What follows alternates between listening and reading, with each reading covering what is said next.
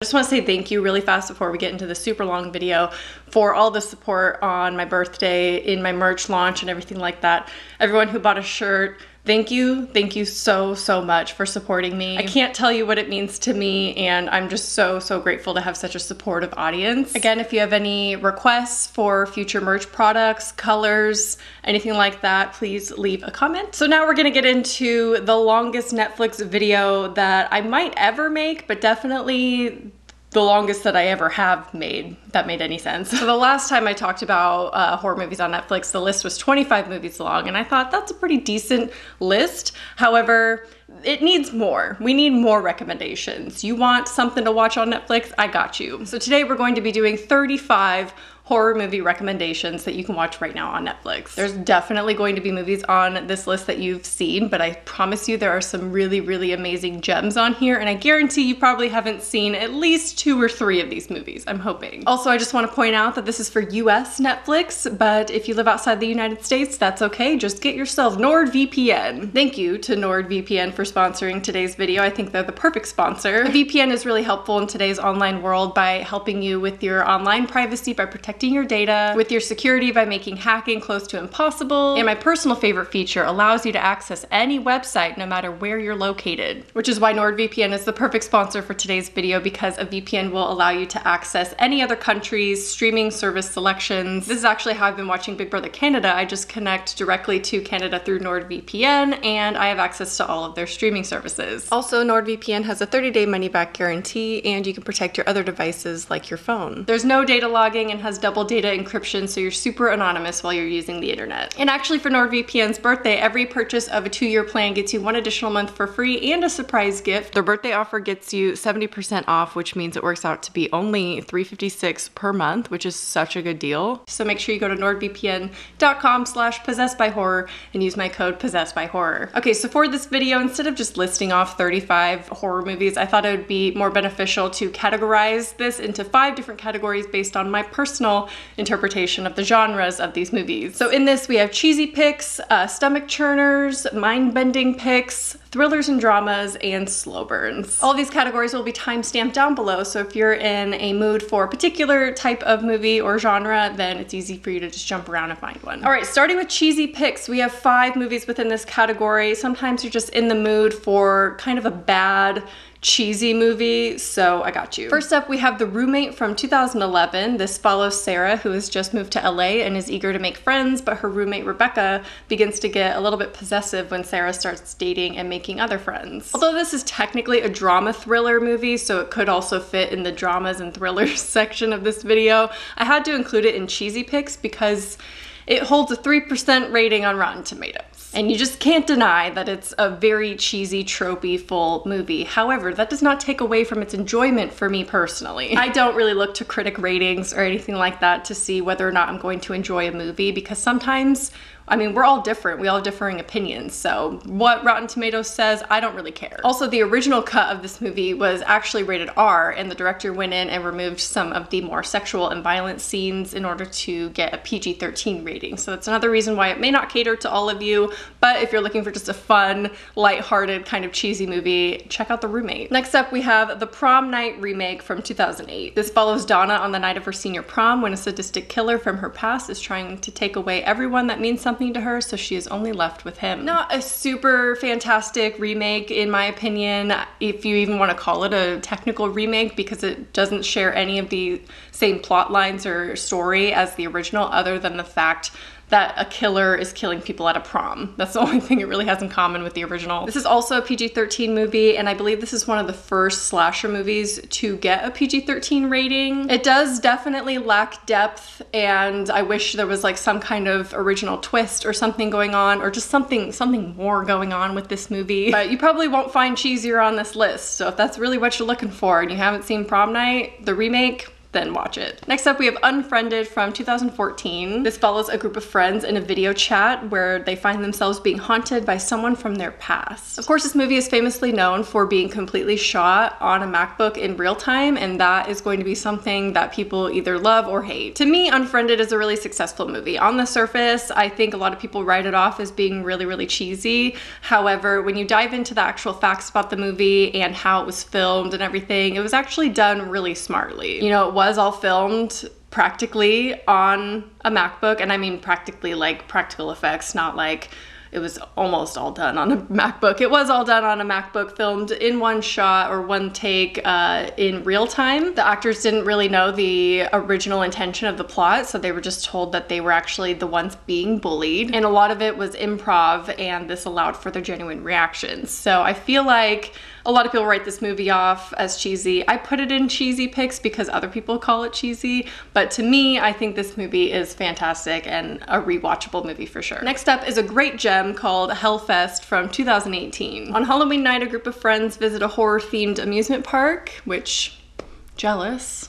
Wish it was Halloween. Wish I could go to an amusement park right now. Where a masked serial killer terrorizes them while everyone else believes it's all part of the show. This is another movie that is full of improv and makes almost all the interactions feel very real because they're very awkward. I put it in cheesy picks because it's really, really well done, but I can't deny that it's kind of tropey and definitely been done before, and this kind of concept isn't original. However, Tony Gardner, who made the Ghostface mask from the Scream series and also the Babyface mask from Happy Death Day, actually created the mask for the other in this movie. This is actually a recent watch for me and a recent discovery, so I'm really excited that I found this one. Even though it is technically pretty cheesy, it's definitely going to be one that I watch every Halloween season because the Halloween essence in this movie is just immaculate. Next up is Nobody Sleeps in the Woods Tonight from 2020, actually. This is a Polish horror movie that follows a group of technology-addicted teenagers who attend a camp where there is something dangerous lurking in the woods. So to me, Nobody Sleeps in the Woods Tonight is a very unique horror movie in that it is full of tropes, which is why I included it in cheesy picks, because there are so many scenes where it's very cheesy, and I'm not sure if they did that intentionally like in the Scream series where it's very self-aware of itself.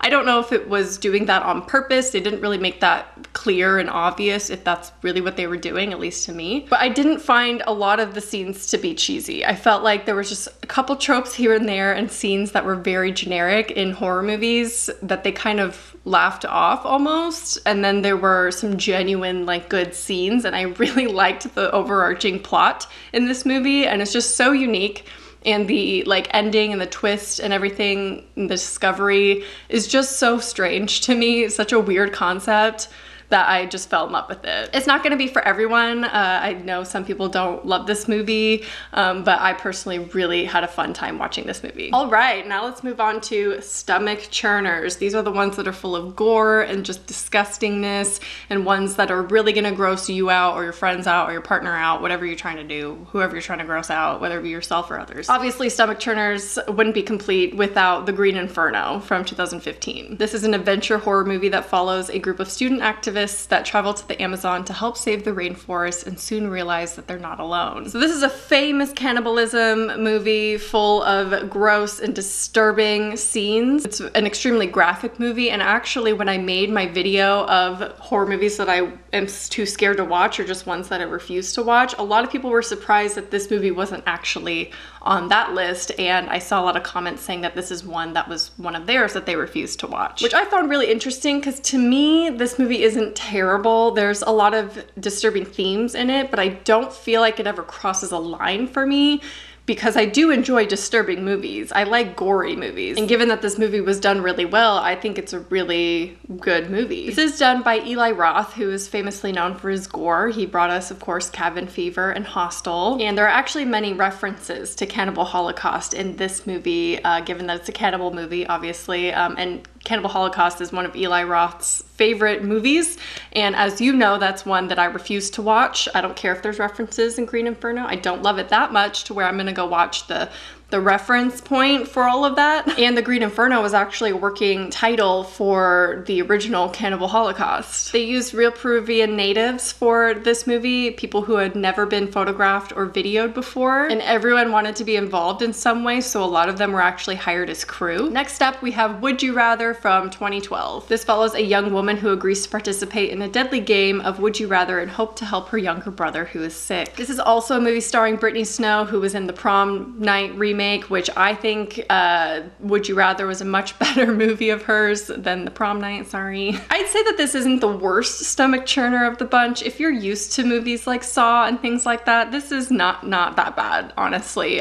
There's like some scenes, but a lot of it is psychological, so it's not too gross. I just put it in this list because it does have gore in it, but it's definitely a good combination of like a fun movie mixed with some disturbing gore. So if you want like a milder stomach churner with like a good plot and just a fun like games type horror movie, Would You Rather is a good one. Next up is The Platform from 2020, which I just want to ask real quick, can you believe that we were watching The Platform in the same year as the Panorama, you know what I'm saying? By the way, when I say panorama, panoramic, people comment like I misspoke. I'm just trying not to say the actual word because it's flagged on YouTube. So anyway, Platform feels like 100 years ago, that's what I'm trying to say. So this is a Spanish dystopian horror set in the future where prisoners are held in vertical cells and a platform of food meant for everyone is sent down through the cells. The upper cells obviously get the most food while the lower cells are meant to starve. So this is a stomach churner in the sense that it's kind of gross food-wise. Like there is some gore in there, I suppose, but it's nothing too bad. But the grossness really comes from like the food and the sharing of the food and the stuff like that, cannibalism, things like that. And a lot of people were actually disappointed with The Platform, which I personally don't understand because although the ending isn't the strongest ever, I really enjoyed this movie. I thought it was such a unique idea and I loved the concept. I'm just a huge fan of dystopian movies anyway, so I thought this was a really unique take on one. Next up is Apostle from 2018. This is a period piece horror movie set in 1905 that follows a drifter on a mission to rescue his sister who stumbles upon a religious cult on an isolated island. This seems to be a movie that you either love or hate, which was very confusing to me when I talked about this for the first time because I thought I had discovered this like gem, and then a lot of people were saying how much they hated it. So you either love or hate this movie, and it is probably the least stomach churner on this list, but I honestly just didn't know what other category to put this in. And it does have a really unique twist to it, which I think is where a lot of people fell off with this movie. I really liked it. I thought it was really interesting, but with all of that being said, I'd recommend going in as blind to this movie as possible. Lastly, for the stomach churners, we have Cadaver from 2020. This is a Norwegian post-apocalyptic movie that follows the starving aftermath of a nuclear disaster when a rich man makes an offer that no one can refuse, which turns into a sinister game. This is a little bit more on the predictable side. It's kind of one that you just pop on, you don't really need to use your brain. It's a very like simple, straightforward type of movie, but it's one of those that's definitely worth checking out if you don't know what else to watch. I think it's pretty decent. It's not the best movie on this list by any means, but if you're looking for something different and something you haven't seen before, this is one to just like put on and sit back and relax and just kind of turn your brain off. All right, now we're moving on to the mind-bending picks. This list has 9 movies, starting off with Fractured from 2019. This follows a man after his wife and injured daughter disappear from the hospital, and he suspects that it is the hospital that kidnapped them. I recently talked about this movie and the slander that I got for this movie. I won't tolerate it. This movie is a little bit predictable and repetitive at times. I'll admit that, okay? It's not the best movie on this list. It's not the most mind-bendy movie on this list, but it's still such a good movie. It's very, very entertaining. I really enjoyed the writing of this movie, and I think the ending gets pretty dark with that twist that's in there. I mean, kind of predictable, I guess, but I like how dark it goes. I feel like that just adds to the psychological horror of this movie. Next up, we have Gerald's Game from 2017. This is a famous Stephen King adaptation that I think everyone has seen by now, if not at least heard of it and been told to watch it, so we're not going to spend too long talking about this one. This follows a couple on a getaway to a cabin to reignite their marriage when her husband suddenly dies and she's left handcuffed to the bed. Again, amazing cast. This is a Mike Flanagan movie, so if you're a fan of the Hill House series or the Haunting series, I guess you would say, because there's Bly Manor as well, or Hush or anything like that, you'll love this movie, although if you're a fan of his already and have seen those already, I assume you've already seen Gerald's Game. Next up, we have Cam from 2018. This movie is described as a techno thriller, and this follows an online sex worker who has her limits, and her identity appears to be taken by someone who looks just like her. Again, I don't really pay attention to critic ratings, but if you need some convincing to watch this one, it has a really high Rotten Tomatoes rating. I'm just throwing that out there. I don't care, but if you do, it's rated really high. If you're a fan of Black Mirror, this is actually really reminiscent of that for me, so I think you'd really like this movie. It's really unique and done so well. The casting is amazing, the acting and everything. There's lots of references to Alice in Wonderland, and given that it's about a sex worker, I don't think it ever gets too exploitative or gratuitous. Next up, we have 1BR from 2019. This follows a girl who is new to LA and moves into a seemingly perfect apartment building and soon discovers that there are strict rules that have consequences if she breaks them. I think this is a really good gem on Netflix that not a ton of people have talked about. I know not everyone loves this movie. It does kind of have a lower budget, but I found it to be genuinely creepy at times, and I really like the psychological aspects in this, and it was a very pleasant surprise. Next movie is Death of Me from 2020. We got a lot of modern movies on this list. Netflix needs to get some older movies on their, catalog. That'd be great. So Death of Me follows a couple vacationing in Thailand who come across a strange video of one of them killing the other. This is a newer addition to Netflix that I haven't seen pretty much anyone talk about, which I had no expectations really going in. It stars Maggie Q, who is amazing, and so I mean I love the concept, the idea, and the preview that Netflix played sucked me in. So this one was a pleasant surprise because I didn't really have any expectations. It's not the best movie on this list, I will say that, but it's one of those touristy horror movies that usually don't end well for the tourists. So if you're into a movie like that, this is a decent one. But I enjoyed like the plot development and the story, and I thought it was very enjoyable. Not great, but decent. Next up is Await Further Instructions from 2018. This sci-fi horror follows a couple visiting his parents for Christmas when a strange message is displayed on their TV and a peculiar substance is covering the house. Again, this one has a lower budget as well, but this is one of my favorite lower budget movies because it is just so unique of a concept, and I just don't see a lot of people talking about this movie all the time, so I definitely wanted to mention it. I've talked about it many times on this channel, as you know, but it's just a really well done movie and super interesting if you haven't seen it yet. Oh my gosh, I'm so excited to talk about this next one. His House from 2020. I haven't talked about His House yet, and I'm really disappointed in that because it is one of my favorite movies that I watched in 2020. This follows a refugee couple who escaped from the South Sudan. However, they struggle to adjust to their new English town. The plot twist in this movie just blew my mind. I became obsessed with it. I loved this movie, and I found it to be so underrated. Like, I didn't see a ton of people talking about it. I think because 2020 was just a weird year in general for horror movies. But I loved everything about this movie. The casting, the visuals, the story, the twist, the horror, all of it was great, super effective. If you have not watched His House yet, then please watch it. I don't know why I said if you have not. That's not the word I wanted to emphasize, but alas. We did. The next movie is As Above, So Below from 2014. This follows a group of explorers who venture into the Paris catacombs where they discover the dark secrets that lie in the city of the dead. This is arguably one of the best movies that I could recommend that's streaming on Netflix right now, but given that, I assume a lot of you have already seen it. This is absolutely one of the most rewatchable movies I think ever to exist. I've seen it so many times. I actually just watched it again last night for like the 10th time. It's just one of my most rewatched movies.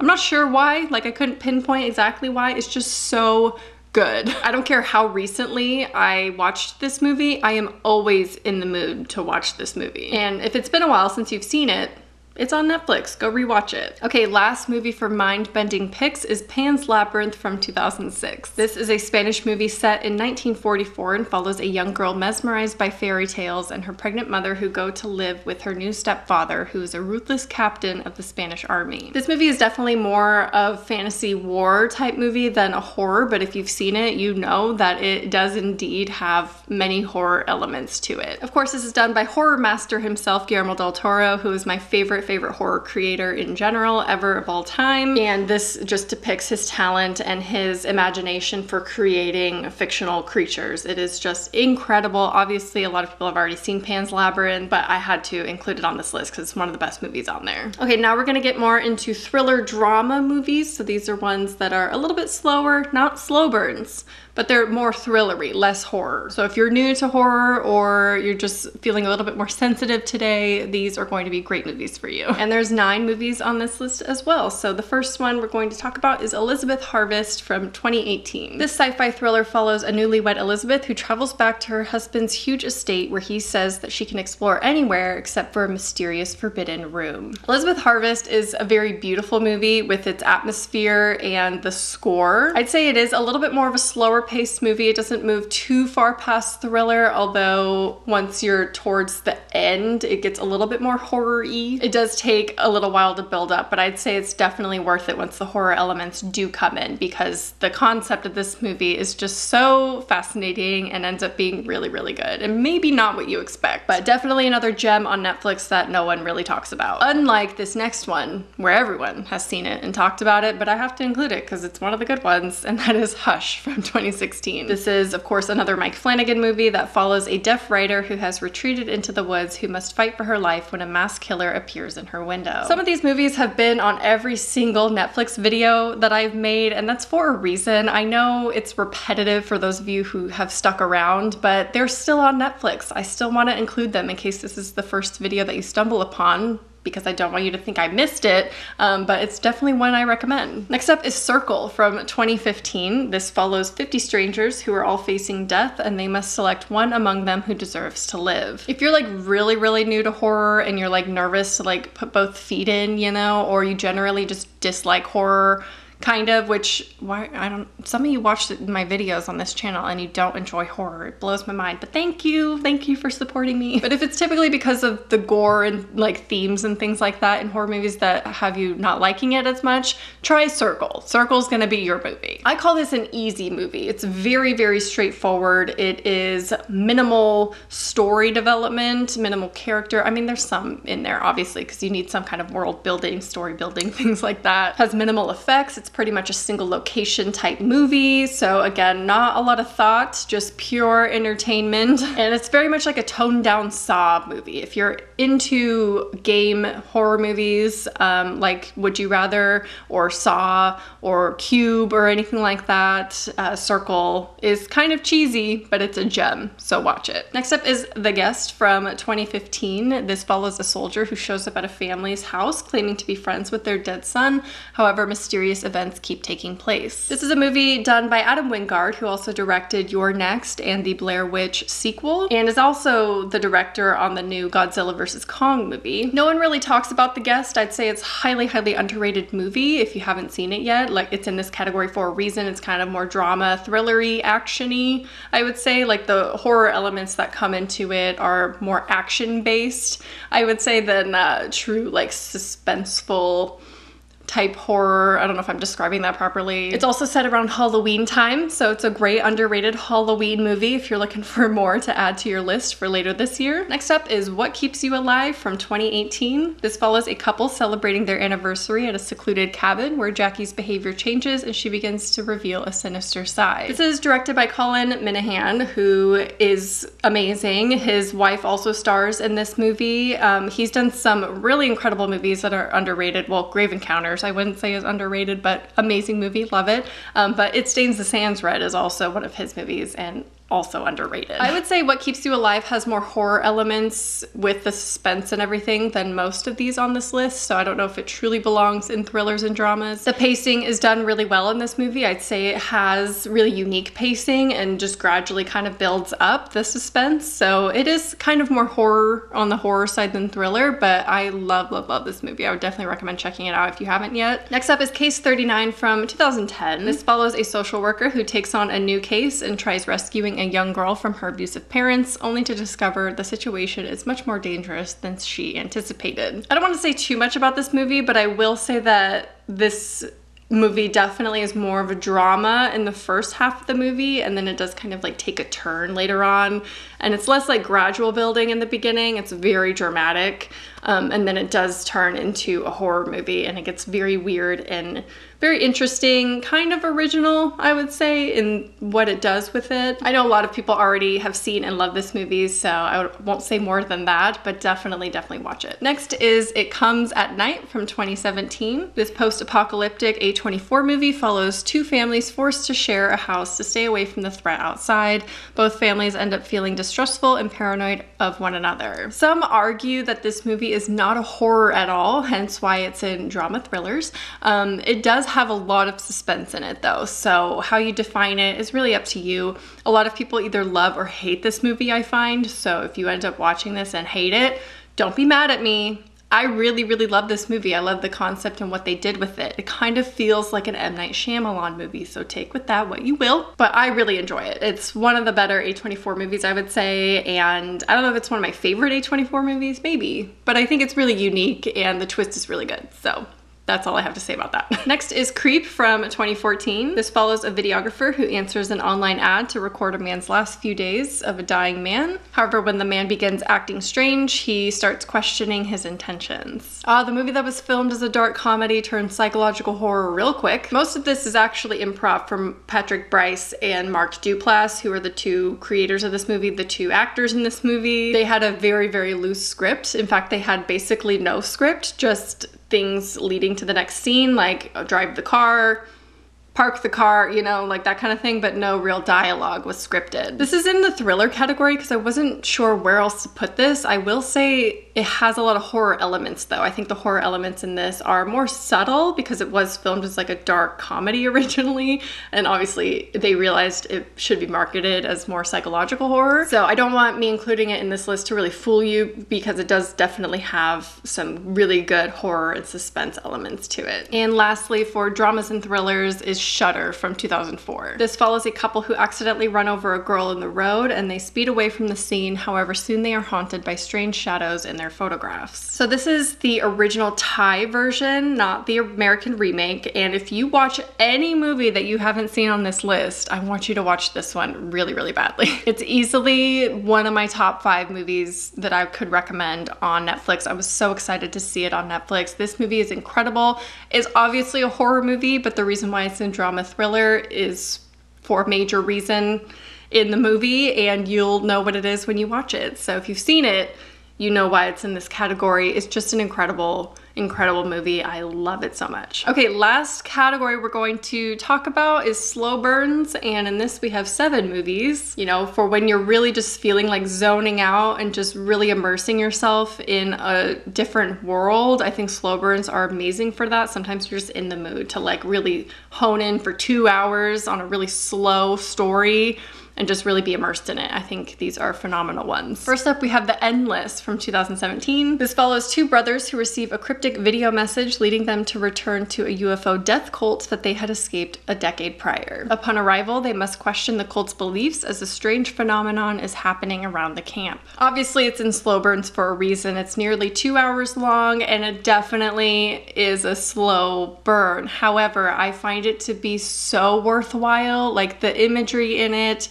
the concept, the character development, the time that they spend on these characters is incredible. Not to mention the multiple moons in the sky. If you're a fan of like space visuals like I am, it's gorgeous. I just think this movie is really beautiful and a really unique story, so definitely check it out. Next up, we have Hold the Dark from 2018. This follows a wolf expert who is summoned to a remote Alaskan village where wolves have killed 3 children. This is directed by one of my favorite directors of all time, Jeremy Saulnier, who also directed Green Room and Blue Ruin. This movie definitely focuses a lot more on the atmosphere and the tension building and things like that than like the story and the characters, because it's definitely more of like an atmospheric type beautiful movie. But this is an underrated slow burn, I would say. So if you're in the mood for one, I highly recommend checking this one out. Next is I Am the Pretty Thing That Lives in the House from 2016. This follows a live-in nurse hired to care for a retired author who starts to believe that the author's house is haunted. This movie to me is not even about the story or the characters or the horror elements or anything like that. This movie is literally visual poetry. So given that, it's not going to be everyone's cup of tea. This movie is artsy fartsy,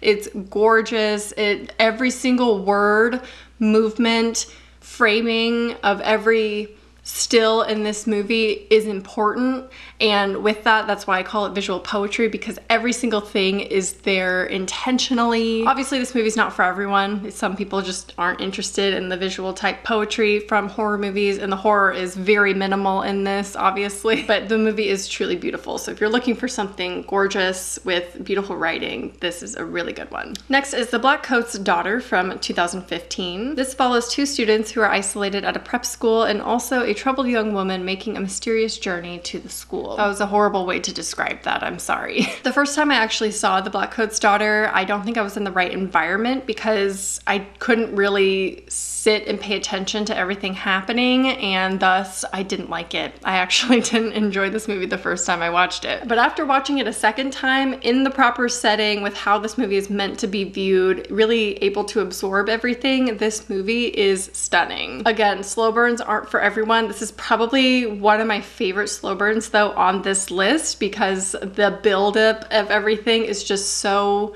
interesting throughout. You're not really bored throughout, in my opinion. I just love the shifts in characters. We're focused on multiple people. There's different storylines happening, which really helps break up the slow burn-ness of it. It kind of makes it more digestible, I would say, than other slow burns on this list. Anyway, the ending of this movie is just so haunting and so emotional and beautiful that this movie is incredible and one of my favorite A24 movies, I would say. It's just so beautiful. And I love, love, love the horror elements in this. Like, the horror elements to me were amazing. Next up, The Invitation from 2015. This follows a man returning to his former house for a dinner party where his ex-wife and new husband live. However, he soon realizes their true intentions for hosting this dinner party. This movie is a great example of the viewer also being able to question the intentions of everyone because, you know, right alongside the character, the main character, because he's obviously still grieving the loss of their son. So you don't know his emotions truly or everyone else's intentions, or if they really are acting strange, if it's what he thinks it is or not. I like that you're left questioning with him. And given the buildup of the suspense of this movie is so gradual, it makes it feel very uncomfortable. Like, being at a dinner party that's like awkward and weird